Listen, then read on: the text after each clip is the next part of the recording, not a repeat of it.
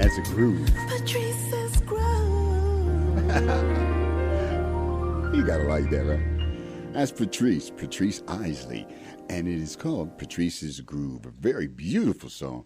As a matter of fact, she's a very beautiful lady, and I'm sure if you've ever been to any concert or you've listened to any music in the last 30 years, on there somewhere probably was, or on stage somewhere was, Patrice Isley, depending on which act you were seeing, because Patrice has been working forever. She started at the age of birth. Patrice Isley, y'all. How you doing today, Patrice? Oh my gosh, I am so excited. I'm happy. I'm doing great. How you doing? I'm doing pretty good. You know, I'm doing pretty good. I'm happy myself. Oh, so let's get right into it. Like I said, you started way early. For those folks who just don't, so we can get them on the same page, because it took me a second, and then I started thinking about it. And see, I'm a liners guy. Yes. And, good. You know, so I read the liners on everything. And I read the playbills from things, because my parents took me to the theater a lot as a kid. And your name popped up. And then when people kept saying, I asked some friends, they say, oh, she's an Isley. Like, yeah, just because her name is Isley, are you sure? Like, yeah, she's an Isley. Like, yeah. Well, I'll speak to that. Actually, I am an Isley and related through marriage. My husband is a direct descendant of the Isley brothers, and so I did get the name by marriage. So yes and no, I am related. That's a good thing. That's a true thing. Yeah, that's true. So as a kid, because you started at the age of 3, right? Yes, I wrote my first song at 3. My mother was a school teacher and recognized that I had a God-given gift, and she taught me how to read and write by the age of 3. So that's when I started. Oh, yeah, I know about being a teacher's kid, or as my mother would say, teacher's child. I didn't have kids. Okay, right.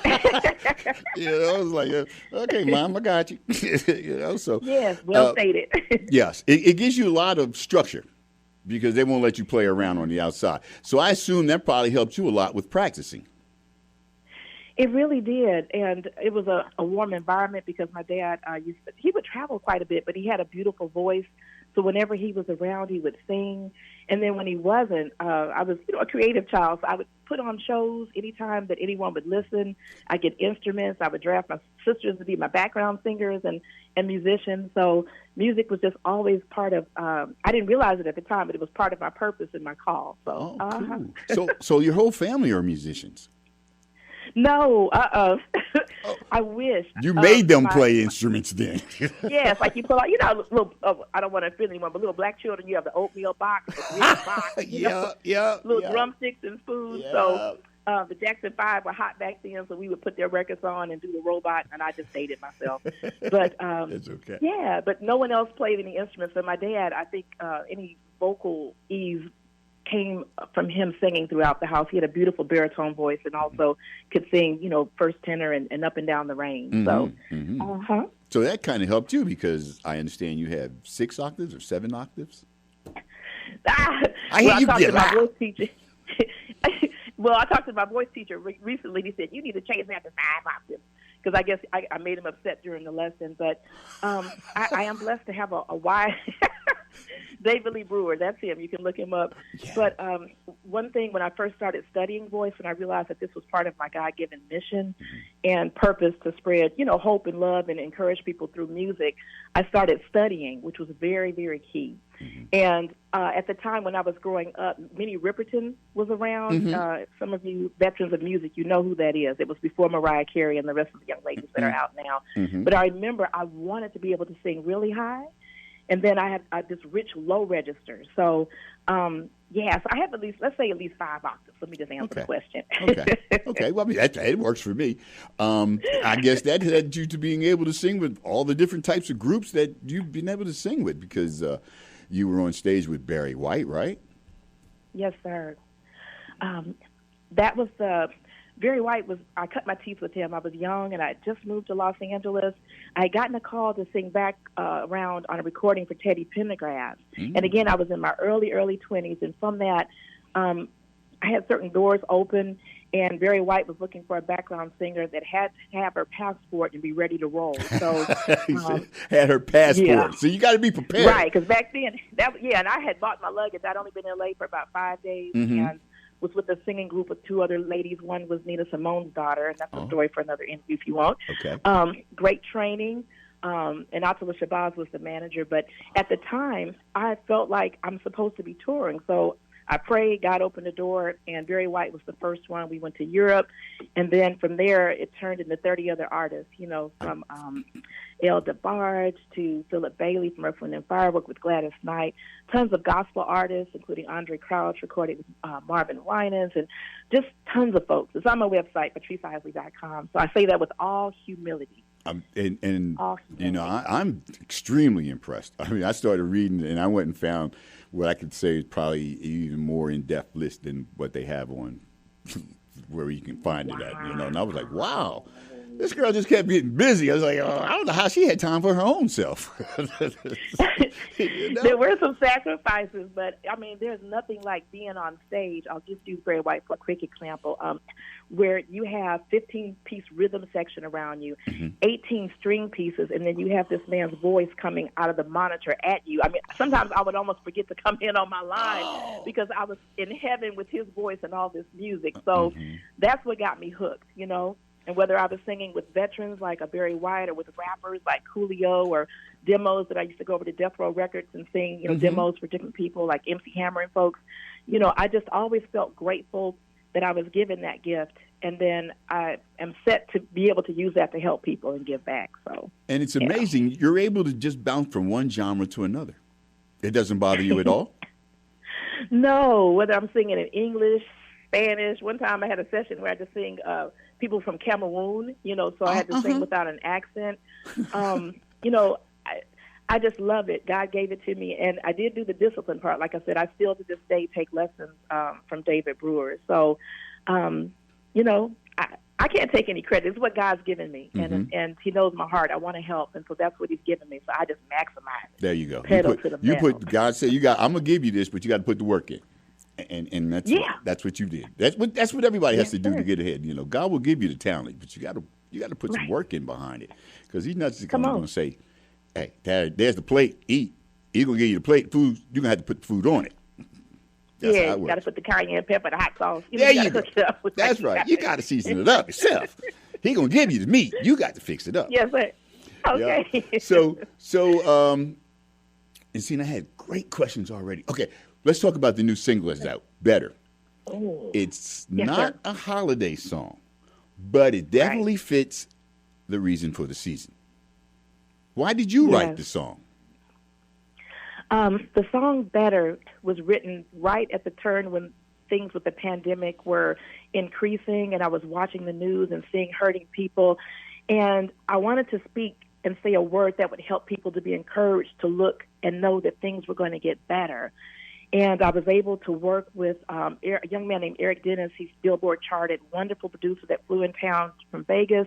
We got together at Tom Schumann's studio. He is one of the pioneers in the Still with Spiral Gyra, if you've ever heard of that. Yes. Group. And Eric made that track, and then we had Bugsy Wilcox on it. He was Marvin Gaye's drummer his entire career, worked with Elton John and tons of folks, Lionel Richie. I could go on and on and on. But we got in there and cut that record, and the rest, I'm so excited. I can't wait till the rest of the world hears this song. It is a fantastic song. I listened to it first this morning, then I played it like 3 more times, and then I put it in the car, which is my studio. If you get it, if I move your song to the car, your song has done something, and that means a lot. Yeah, it's a phenomenal song. It really is. Like you said, at this time and age, we need a lot of inspiration, and yes, sir.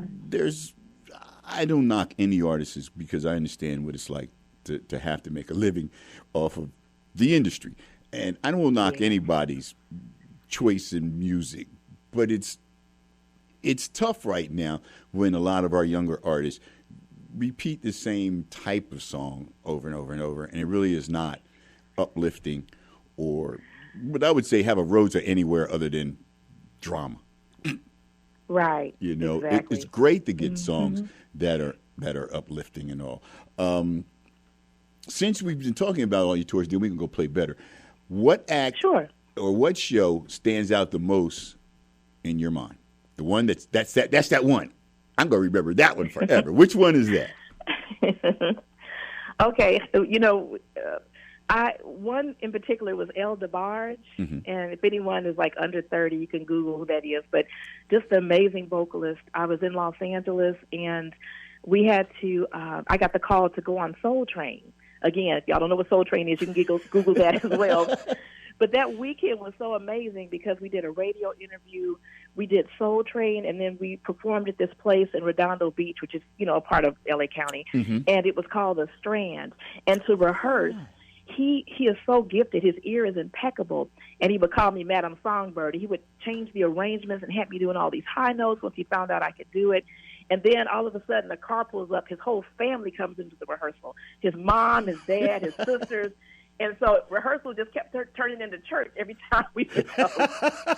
So by the time we got on the stage, his family's in the audience singing. So you really felt supported. It was like a family affair.